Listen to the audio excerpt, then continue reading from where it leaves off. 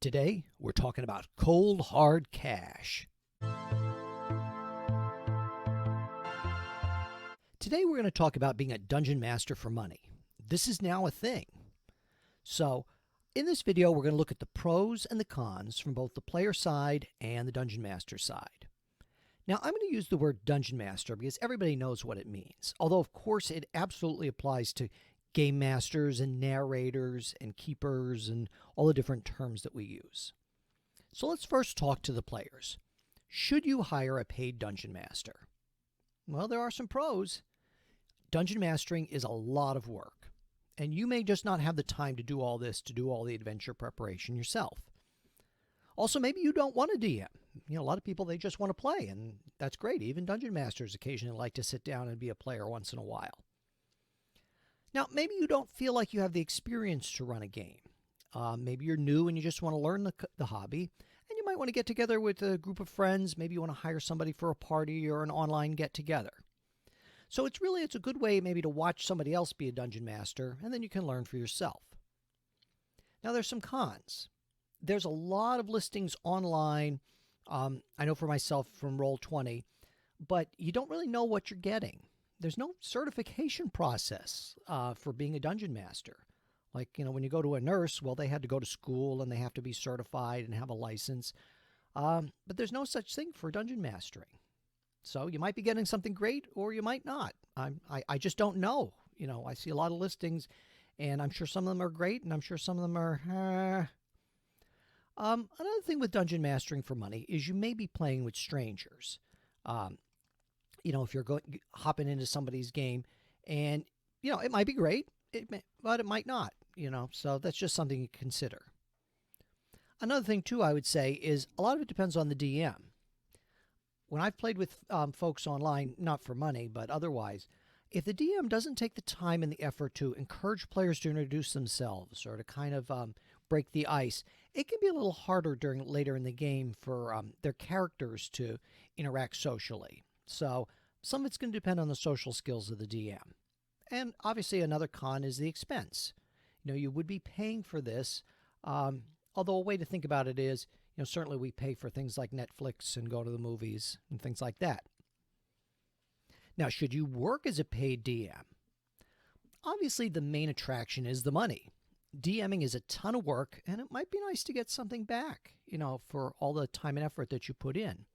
And certainly then you could use that money to buy new books and minis and etc. But a good dungeon master might be worth it. It requires a lot of different skills to be a good DM. You have to know the game.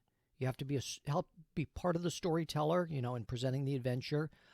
Social skills, you have to learn to manage things and especially keeping everybody involved.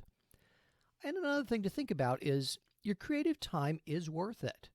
A lot of times I think we don't value writing and art and these kind of creative skills that certainly also are wrapped up in being a dungeon master.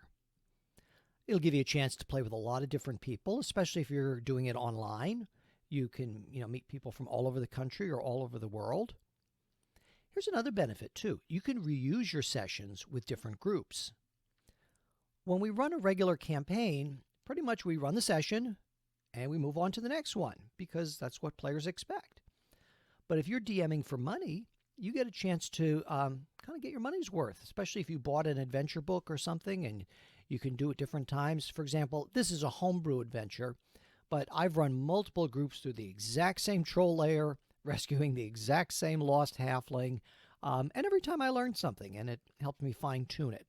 Also, if you write adventures, it's a good way to play test things. And as we said, it really reinforces the value of a good DM, that, time is worth something. But there are some cons. You have to be ready. We've all probably winged sessions. You're not quite prepared, but you can make it through a session with your friends. You can't do that if you're getting paid. We really have to put the time in up front, getting everything ready. And you're going to need probably also to consider there's a little bit of an expense because you're probably going to need to have minis and maps, or maybe even you want to do a little terrain. Doesn't have to be super expensive. You could even build or draw some of that yourself. But I think people would be expecting that. I don't think people would be expecting strict theater of the mind if they're paying you. Here's another thing to consider. You're probably going to have to learn 5th edition. That's what's so popular with Critical Role and other online streaming games or pre-recorded games. I really think you would have a bit harder time maybe marketing older editions or other games. I'm sure it's not impossible, just a little bit harder. I think it would be easier if you're offering, here's the latest edition of Dungeons & Dragons. You don't get to choose who you're gaming with. Probably you've had this experience, especially if you've ever been a DM at a con game.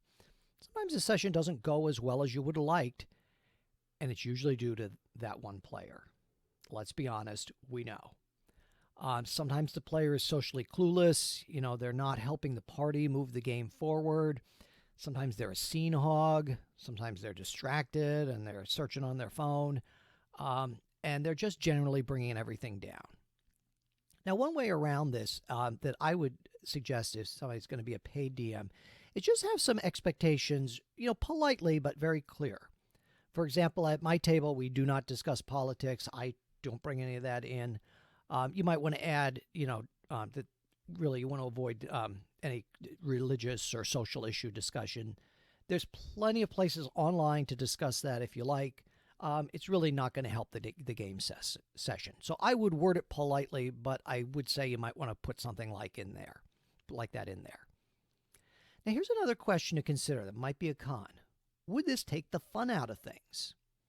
Would it be adding pressure and making, your gaming just another job? Because most of us do this, for fun and on the side. Do you have time to market yourself, either through social media, your personal contacts, or online forums? And the last thing to consider is it would be time away from family and other parts of your life. So, especially if you're going to start taking this on more regularly, it would probably be eating up, a whole afternoon on a weekend, for example, or a whole evening. And is that time that you can afford to give away right now? Maybe it's not. Maybe it would need to wait for later. Now, for me personally, I've never been paid to Dungeon Master. I play with a very well-established group. I think we're all friends, or at least friendly towards one another. I would never transition it to a charging situation. Never. Now, would I try it for a different group if the opportunity presented itself? Sure. I'd love to try running it for an evening, a group of friends. Maybe they want to get into the hobby or they want to have the experience. I really think it would be a nice challenge for me. Yeah, I would do it if I've given the opportunity. Now, I've done a lot of chemistry and physics tutoring. I've taught children's art lessons, so I don't really feel any guilt about being paid for my time there. Skills are valuable and people are worth it. Now, would I want to do it regularly? That I'm not sure about. I think if a group was really good, and they wanted a session once a month on a Sunday afternoon, yeah, I would at least think about it. But I don't think I would want to be doing it, evening after evening on top of my regular job. That would just be too much. But I also think it's important is I don't think you should only do it for the money. There's a lot of prep time involved in any gaming, so it still has to be enjoyable. And I think that has to be sort of the philosophy that, yeah, maybe you're making a little bit extra money, but you're doing it also as part of the enjoyment. So what do you think? Would you ever hire a Dungeon Master? Have you ever hired a Dungeon Master? And how did that experience go? Would you ever try to Dungeon Master for money? Or do you, and it goes well or not so well? Let us know in the comments section below. Let's have a nice, polite conversation about it. Now, if you'd like to support the channel, you can check out our maps and supplements listed below. And please like, subscribe, tell a friend, and thank you so much for watching.